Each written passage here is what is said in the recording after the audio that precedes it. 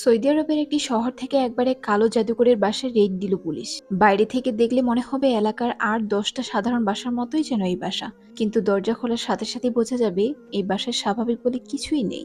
ভেতরে ঢুকতেই পুলিশদের গা গুলিয়ে বমি আসলো ভয়ানক দুর্গন্ধে। পুরো বাসাটা যেন একটা আবর্জনাখানা।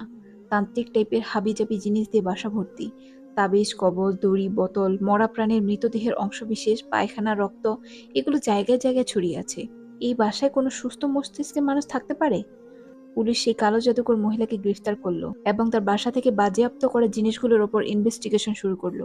কালো জাদুর সাহায্যে ওই মহিলা অনেক মানুষের ক্ষতি করেছে। প্রেগন্যান্সি নষ্ট করা, স্বামী স্ত্রীর বিচ্ছেদ থেকে শুরু করে কারো মৃত্যু, কোনো কিছুই বাদ নেই। ইনভেস্টিগেশন করার সময় পুলিশ অদ্ভুত একটা জিনিস আবিষ্কার করলো। একজন পার্টিকুলার মহিলার ওপর অসংখ্য অসংখ্যবার কালো জাদুর চেষ্টা করা হয়েছে। বিভিন্ন বোতলের ভেতর কাগজের ওপর তার নাম লেখা, তার ছবির ওপর বিভিন্ন রকমের আঁকাবাকি করা। এতবার এতবার এই মহিলার নাম লেখা উপকরণ খুঁজে পেয়েছে যে বাধ্য হয়ে পুলিশ কালো জাদুকরকে জিজ্ঞেস করে, কেন এতগুলো উপকরণে একজন মহিলার নাম লেখা? কালো জাদুকর মহিলা তখন বলে, আমি এই মেয়েটার ওপর কালো জাদু করার জন্য দুনিয়ার কোনো চেষ্টা বাকি রাখিনি, অথচ কিছুতেই আমি কালো জাদু দিয়ে তাকে কাবু করতে পারিনি। এই মেয়েটির আপন খালা আত্মীয়রা তাকে কালো জাদু করার জন্য আমাকে অনেক টাকা দিয়েছে, অথচ আমি যতবার আমার জিনদের তার বাসায় পাঠিয়েছি ক্ষতি করার জন্য, জিনগুলো ফেরত এসে আমাকে বলেছে, আমরা তো ওই বাড়িতে কিছুই দেখতে পারি না, ক্ষতি করার মতো কোনো মানুষকেই দেখতে পাই না। সুবহানাল্লাহ। যে মেয়েটার উপর কালো জাদুর এত চেষ্টা করা হয়েছে সে আদৌ নিরাপদে আছে কিনা এটা নিশ্চিত হওয়ার জন্য এবার পুলিশ মেয়েটিকে সরাসরি ফোন দিল। মেয়েটাকে সব খুলে বলল পুলিশ। সে তো ভীষণ অপ্রস্তুত সবকিছু শুনে।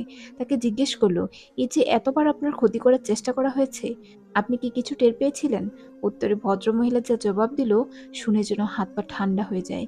তিনি বললেন, জি, মাঝে মাঝে সন্ধ্যার পরে আমাদের মনে হতো ঘরের জানালাগুলোর উপর বাইরে থেকে সজোরে বাতাস দিয়ে কোনো আঘাত করা হচ্ছে। আমরা ভেবেছি হয়তো এটা কোনো ঝড়ের আলামত অথবা আবহাওয়ার সমস্যা। এবং মাঝে মাঝেই রাতে দেখতাম আমাদের ঘরের লাইটগুলো জ্বলছে এবং নিভছে, আবার নিজে নিজে ঠিক হয়ে যেত।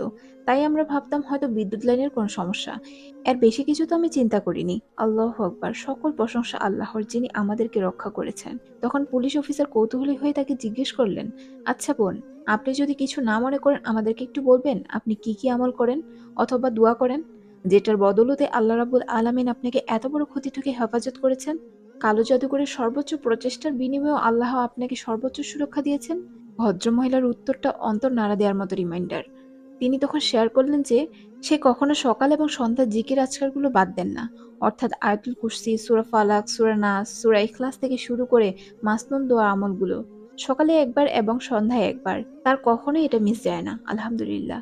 সেই সাথে তিনি সূরা বাকারা পাঠ করেন, কোরআনের সাথে পর্যাপ্ত সময় কাটান এবং আরো কিছু বিশুদ্ধ সুন্নতি দুয়ার লিস্ট তিনি পুলিশ অফিসারকে দেন। সুবহানাল্লাহ।